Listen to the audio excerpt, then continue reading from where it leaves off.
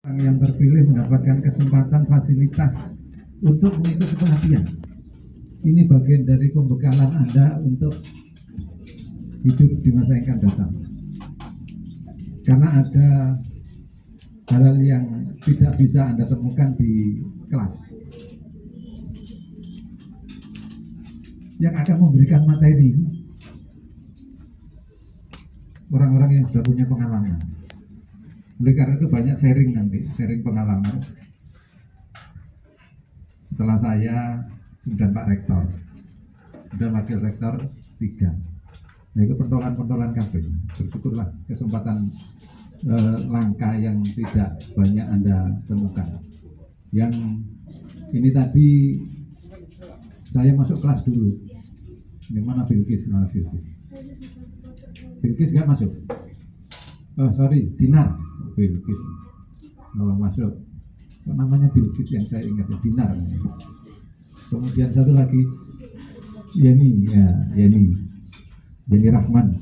Nah, yang saya ingat Yeni Rahman juga namanya. Yeni Rahman. Waktu pertama saya masuk di kelasnya, coba diklik Yeni Rahman. Di internet yang muncul siapa? Ternyata namanya Yeni Rahman muncul. Tokoh tahun 80-an yang reinkarnasi menjadi mahasiswa Unipar. Ada yang tahu? Ya, memang bukan generasi Anda, generasi saya. Generasi orang tuanya. Ya. Kira-kira orang tuanya dulu itu mengidolakan Yeni Rahman. Ketika habis nonton judul filmnya Kabut Biru, boleh dilihat. Kok ingat Pak Sugeng? Jadi memang filmnya bagus. Yang main Yeni Rahman. Saudara sekalian, kita akan berbincang selama 1 jam 15 menit termasuk post-test, termasuk tanya jawab. Mudah-mudahan bisa selesai materi saya. Ya, memang tergantung situasi nanti. Bisa cepat, kadang-kadang kekurangan waktu. Kadang-kadang seringkali kekurangan waktu. Memberi pengantar ini aja sudah 5 menit ya. Oke, sasaran belajar ini yang akan kita capai. Mahasiswa nanti mampu mengidentifikasi para peserta ini, menganalisis kondisi lingkungan agar program sesuai dengan tujuan. Kalau kita membuat program itu sesuai dengan tujuan dari organisasi. Kemudian mengidentifikasi faktor-faktor penghambat dan pendukung kegiatan. Ini nanti kita akan lakukan latihan analisis SWOT. Kalau bahasa Inggris biasanya SWOT itu SWOT, begitu loh ya, gitu loh. Menetapkan gagasan awal sesuai dengan hasil analisis kondisi lingkungan. Saudara sekalian, apa peran Ormawa? Peran Ormawa. Saya sengaja memang duduk aja, ini hemat energi. Karena hari ini tadi sudah saya ada aktivitas yang membakar kalori sudah sekitar 500 kalori. Jadi agak capek. Peran Ormawa sebagai unsur Tridharma. Sudah paham tentang Tridharma ya? Pendidikan dan pengajaran, penelitian, pengabdian masyarakat. Ini sudah masuk slide berikutnya. Nah, ini operatornya di belakang ini. Wah ini kolis ini kurang. Ya Nurkolis operatornya. Oke. Mahasiswa adalah elit intelektual muda. Saudara sekalian, kalau ada pasukan, mahasiswa keseluruhan itu adalah elit intelektual. Intinya, lebih inti lagi adalah ormawanya. seluruh mahasiswa itu elit intelektual muda. Yang intinya kalau pasukan itu pasukan di tentara itu apa? Pasukan inti kalau angkatan darat namanya Kopassus. Kalau angkatan laut Penjaga. Ya. Kemudian angkatan darat Kopassus, angkatan udara Paskas. Kok ngerti ya, pinter. Anak tentara tadi. Udah, alhamdulillah paham. Mudah-mudahan pangkat-pangkat juga coba saya tes. Pangkat pamen tertinggi apa namanya? Nah, tolong diperhatikan. Pangkat pamen yang tertinggi apa? Ya, mahasiswa kan anak-anak muda senang singkatan ya. Sekarang saya kasih singkatan juga. Pamen yang tertinggi. Pamen itu perwira menengah. Yang tertinggi dari perwira menengah itu Wawamen. Kalau Pama itu baru apa? Tertinggi Pama. Kapten itu tadi. Kapten. Pama perwira pertama. Pamen perwira menengah. Pati perwira tinggi. Perwira tinggi kalau di angkatan darat yang pertama itu apa? Ada 4 tingkatan. Apa? Brigjen. Oke, kita ini sekedar pengetahuan apa? Tambahan saja. Anda adalah elit intelektual muda. Oleh karena itu kalau ada persoalan-persoalan jangan mengedepankan ototnya, jangan mengedepankan okolnya, tetapi akalnya. Dengan berdialog dikedepankan dialognya. Ini karena kita intelektual itu kan menggunakan inteligensi, kecerdasan pikiran. Oke, wahana mengembangkan potensi. Ormawa itu wahana mengembangkan potensi. Saudara sekalian, bersyukurlah Anda kalau Anda mengikuti beberapa organisasi kemahasiswaan. Kesempatan Anda untuk mengasah diri, kemampuan manajemen itu bisa kita kembangkan melalui organisasi kemahasiswaan. Karena dalam organisasi itu akan Anda ketemu banyak masalah. Karena Anda calon pemimpin, maka Anda harus banyak ketemu masalah. Banyak ketemu masalah. Untuk apa masalah itu? Untuk diselesaikan, jangan dipecah-pecah. Ya. Kalau dipecah-pecah nggak selesai, berarti tambah banyak ini. Ya, kadang kalau diterjemahkan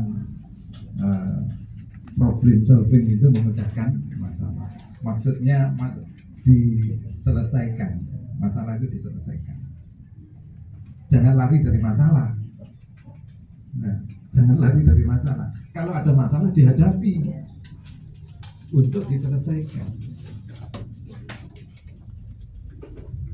Ada filosofi Jawa yang bagus dalam menghadapi persoalan. Jangan menganggap lawan itu harus dimatikan. Bisa bermakna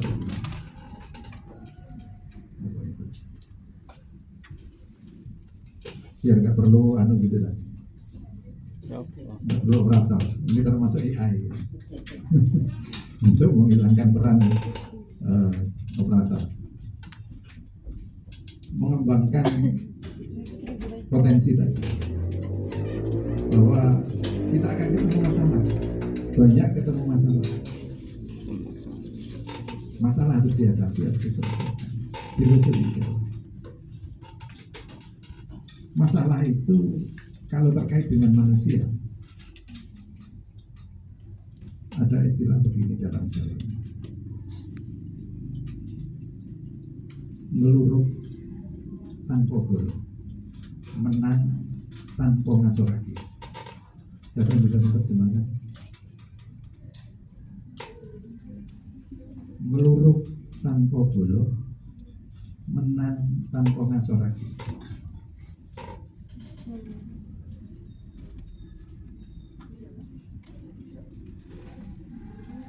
Ya, silakan. Berjuang tanpa masa, menang tanpa merendahkan atau mempermalukan lawan. Oh, cepat iklan umum. Takut bahaya gitu. Ya. Kalau itu tadi pendapat sendiri, langsung tak kasih aja.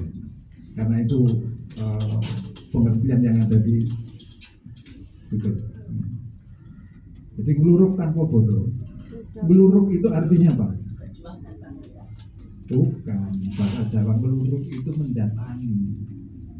mendatangi musuh. Musuh itu didatangi, diluruk mendatangi musuh. Jadi jangan lari dari musuh, tapi musuh itu didatangi. Karena dalam sistem pertahanan yang paling bagus, apa? Yang suka olahraga sepak bola. Pertahanan yang bagus adalah menyerang. Pertahanan yang bagus adalah menyerang. Tentara itu juga begitu. Cara bertahan yang bagus itu menyerang. Karena serangan itu, kalau menyerang, kalau sepak bola itu kadang dihadang 2 orang aja bisa lolos. Paling tidak 4, harus lapis 4. Begitu. Meluruk tanpa bolong. Jadi nggak usah dengan bahwa banyak orang berani menghadapi sendiri persoalan-persoalan. Nah, sebelumnya tentunya harus berbekal kemampuan bela diri, kemampuan dialog, ya itu yang dibutuhkan. Melalui organisasi ini kita seringkali sebagai forum organisasi itu forum dialog, forum adu argumentasi. Di situ saling menghargai pendapat orang lain.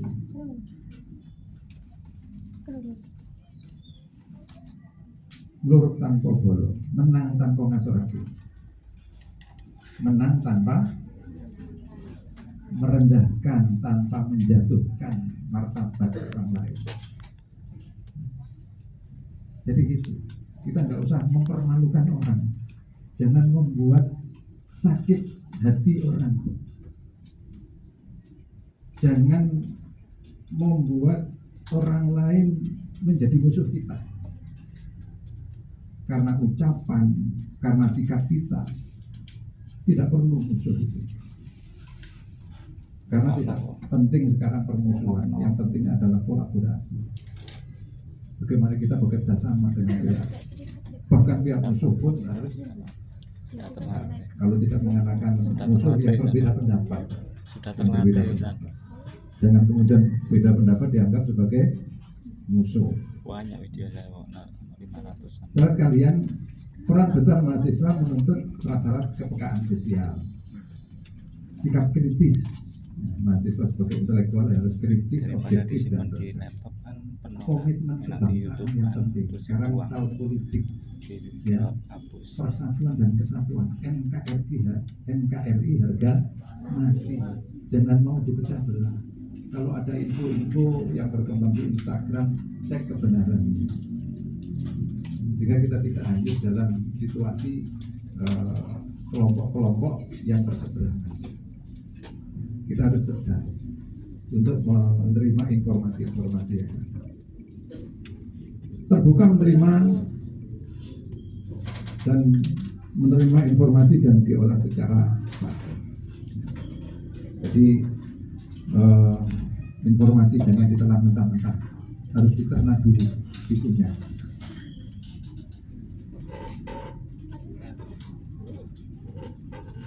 Saudara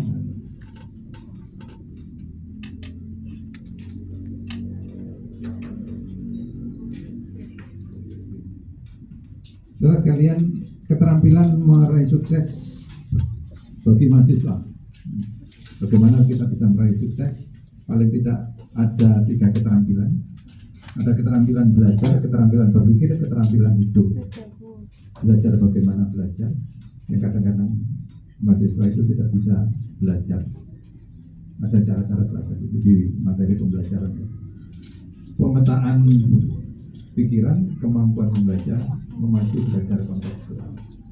Kita harus punya kemampuan belajar kontekstual dikaitkan dengan konteks yang sudah berkembang. Kemampuan memecahkan masalah, tadi menyelesaikan masalah. Keterampilan berpikir, yaitu memecahkan masalah, membuat keputusan. Saudara sekalian, masalah kita hadapi, kemudian kita sikapi dengan membuat keputusan. Nah, keputusan itu baik dan benar. Itu waktu yang akan membuktikan. Nggak bisa langsung, oh ini yang terbaik.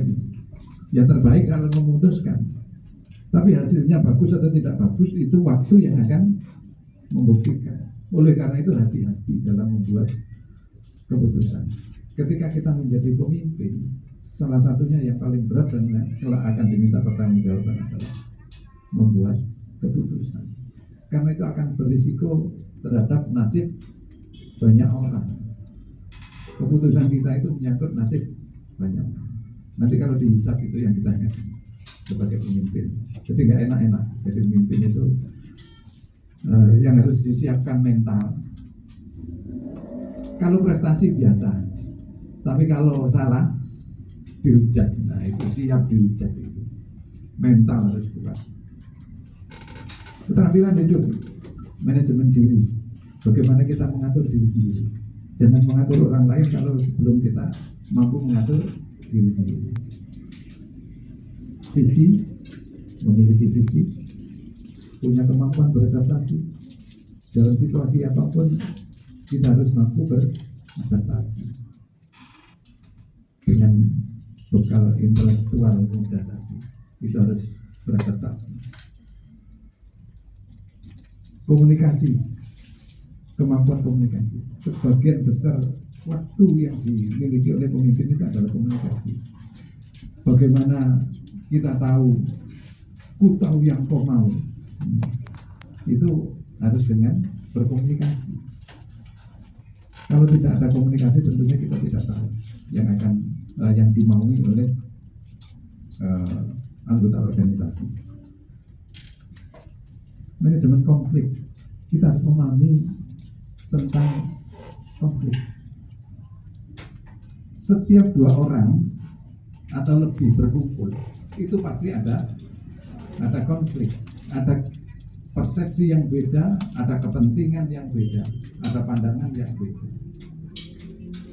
Nah, bagaimana kita mencari titik temu kesamaan-kesamaan? Jangan mengedepankan perbedaan. Anggaplah perbedaan itu sebagai apa?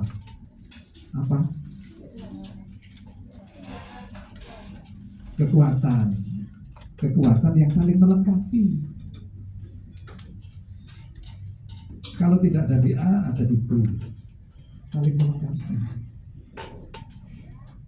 Nggak usah karena perbedaan itu nggak mau kumpul gitu, nggak mau bersatu. Kemudian manajemen waktu.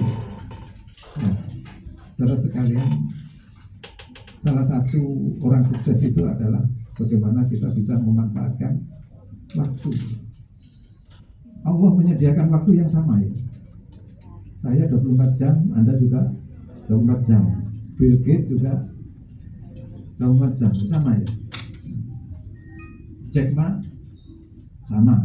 Siapapun ya sama waktunya, disediakan oleh Allah sama. Tapi ada orang yang sukses dunia akhirat, ada yang sukses dunia saja, ada yang tidak sukses di dunia. Di akhirat nggak tahu.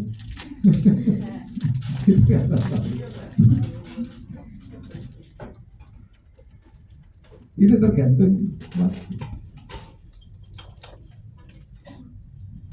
Coba apa inti dari surat Al-Asr?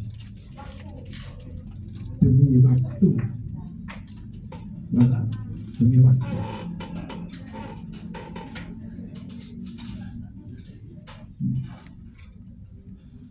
Sudah diingatkan tentang pemanfaatan waktu. Apakah selama 24 jam itu waktu kita sudah produktif? Bekal dunia, bekal akhirat. Kalau mau keseimbangan ya, katanya kita ini harus seimbang dunia akhirat. Ya, itu teorinya. Prakteknya gimana? Apa dunia ini, apa akhirat ini? Sebentar. Apa dunia ini? Nah itu jujur, ya, jujur apa dunia ini. Tapi Allah tidak menuntut harus 50-50 kok. Tidak harus 50-50. Sholat 5 waktu. Berapa jam itu? Kalau di total per tiap sholat itu berapa menit? Kira-kira 5 menit. Oke, persiapan dan akhir di total sekalian. Karena niat jalannya kan sudah dihitung. Ya, semakin jauh semakin banyak pahalanya. 10 menit. Nah, balik dari ke masjid, balik ke sini itu ya hitung 15 menit lah. Nah, 15 menit. Yang mau tambah rawatib, oke, jadi 20 menit. Ya, iya, Pak Kiai enggak. Makanya saya katakan rawatib. Kalau 20 menit kali 5 berapa? 100 menit. 100 menit itu berapa? 1 jam 40 menit ya. Ya plus minus 1,5 jam. Anda buka HP berapa menit kira-kira sehari? Saya pernah menanyakan kepada mahasiswa. Banyak pilihannya itu antara 4 sampai 8 jam dalam sehari. Itu berinteraksi dengan HP. Berinteraksi loh, nggak harus dihitung dengan megangnya. Kalau dengan megangnya nempel terus itu nggak karu-karuan teman-teman. Nah itu saudara sekalian, ternyata kalau yang namanya keseimbangan itu waktu yang sama rasanya nggak pernah gitu. Apalagi masih muda begini, masih ya semangat dunianya masih lebih kental. Kecuali saya kan sudah mulai meninggalkan dunia hitam.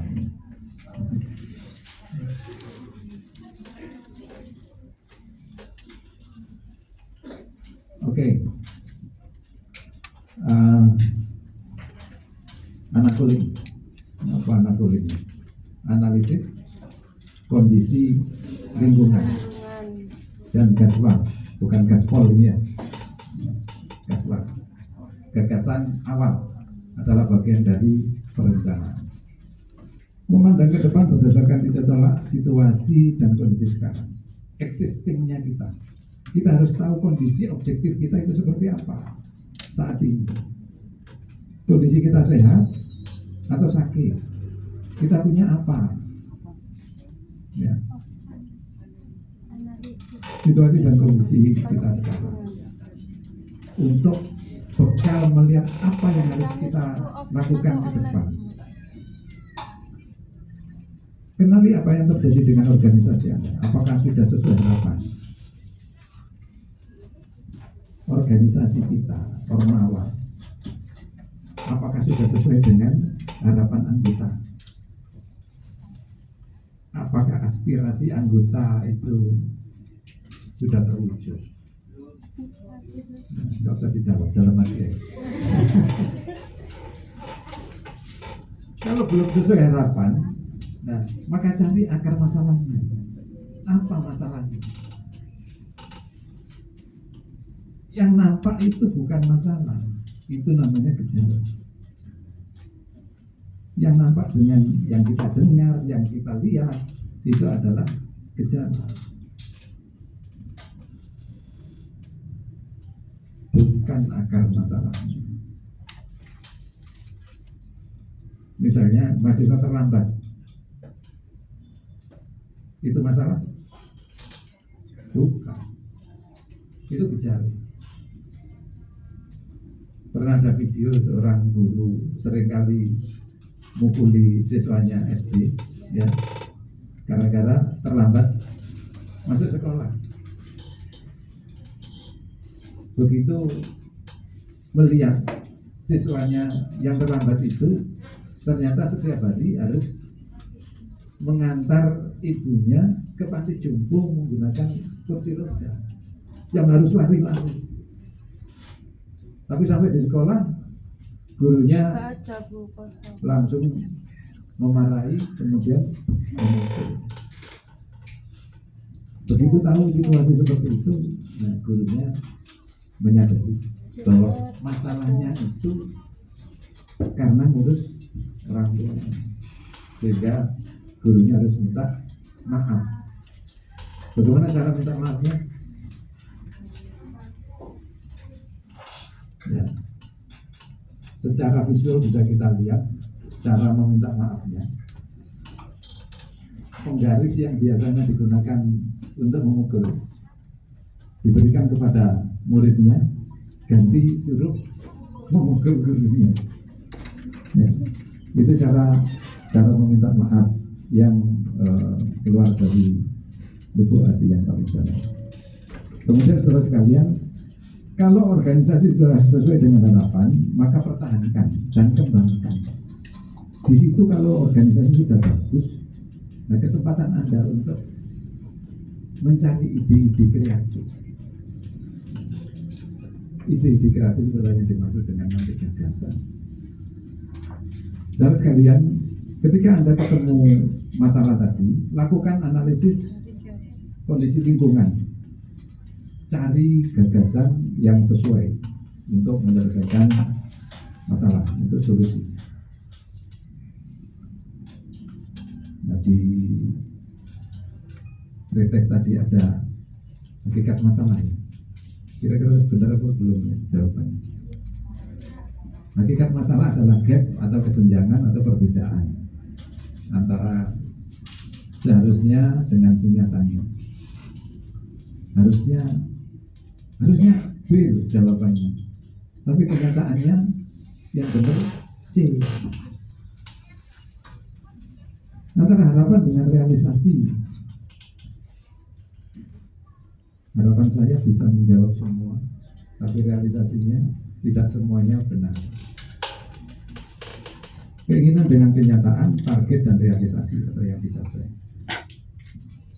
Oke, jadi ini hakikat masalah, ada gap atau ada kesenjangan. Ada yang sudah menempuh mata kuliah penelitian? Belum. Nah, paling tidak kenal sekarang. Karena dalam penelitian itu juga merasakan gap atau kesenjangan. Oke. Permasalahan adalah suatu gap antara kenyataan aktual dengan harapan ideal yang dikehendaki. Jadi yang ideal dengan kenyataan. Kita misalnya menetapkan pasangan hidup kita, membuat kriteria ada 10, itu ideal. Kenyataan ketemu hanya 6, diambil enggak? Kriterianya 10, ketemunya memenuhi hanya 6 kriteria. Kira-kira diambil apa enggak?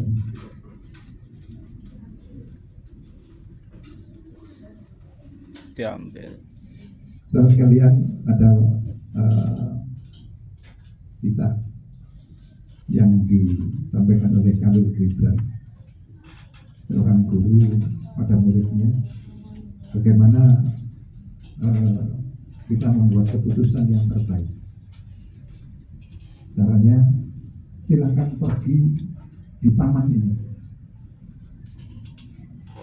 ambil sebuah bunga yang terbaik. Ini untuk membeli jodoh juga begitu. Ambil bunga yang terbaik. Ketika kamu berjalan, jangan sampai kembali. Jangan sampai kembali. Mundur. Harus maju terus. Sudah ketemulah di sana. Terus mikir. Wah, ini nggak cocok. Ini sudah lumayan sih. Barangkali nanti ke sana akan lebih bagus lagi. Jalan terus. Kemudian ketemu lagi bunga. Lihat-lihat ini bagus. Tapi siapa tahu nanti di sana akan lebih bagus lagi. Ya, sampai terakhir ternyata tidak menemukan kriteria yang diharapkan. Karena waktu kan berjalan terus hikmahnya, maka yang kita temui, yang kita sudah ambil keputusan itu harus dengan berbagai konsekuensi. Daripada sampai terakhir, sampai mati ternyata nggak punya pasangan hidup, karena jangan-jangan nanti saya ketemu yang bagus, jangan-jangan saya ketemu yang lebih bagus lagi. Terakhir sadar usianya sudah 70 tahun. 70 tahun itu mau menikah dengan usia berapa? 15. Sudah sasarannya sudah semakin sempit. Oke, saudara sekalian, sumber masalah itu bisa berasal dari manusia, bisa berasal dari proses, bisa berasal dari fasilitas peralatan, bisa sistem termasuk lingkungan, produk, jasa, dan keuangan. Saudara sekalian, keuangan sengaja saya taruh di paling akhir. Walaupun seringkali keuangan dianggap sebagai masalah yang utama. Jangan dianggap sebagai masalah yang utama.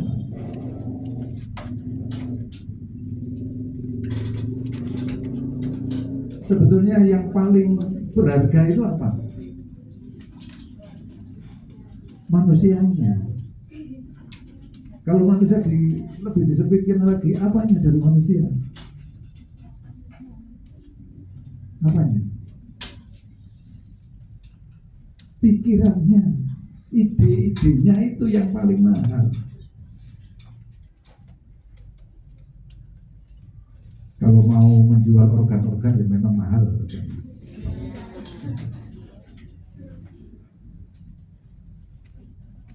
Tetapi ide, makanya dilindungi oleh undang-undang.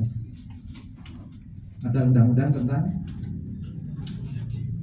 tentang haki.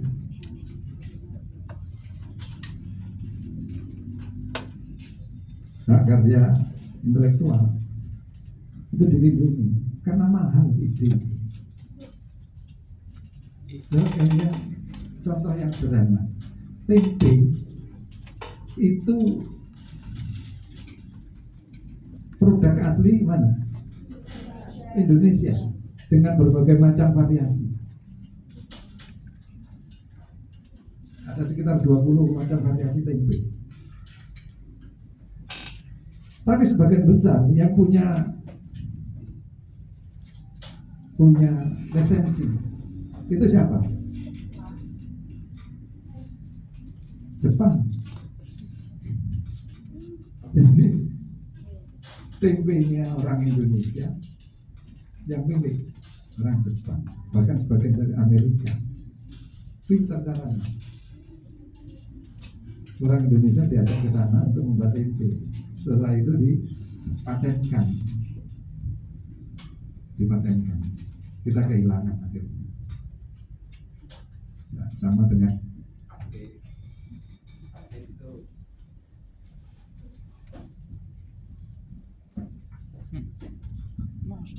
Trennya anyar loh.